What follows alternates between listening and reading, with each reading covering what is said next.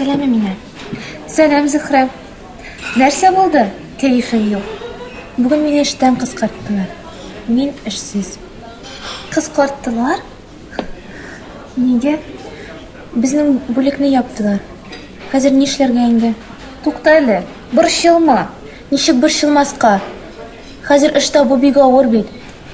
Миңа бу эшем ошый иде. Хезмәт хакым да әйбәт иде. Зөһрә, син яшь, тырыш, белемле, тәҗрибәле. Сәркатипләр һәр оешмага кирәк. Яңа эш табарсың әле. Белмим шул. Яңа эш урыны, яңа хезмәттәшләр. Минем өчен бу бик авыр. Син бу фирмада нинди эшләр башкара идең? Мин интернет аша хатлар җибәрә идем, документлар белән эшләдем, шалтыратуларга җавап бирдем. Минемчә бу бик күңелсез эш. Бәлки сиңа башка эш эзләп карарга кирәктер.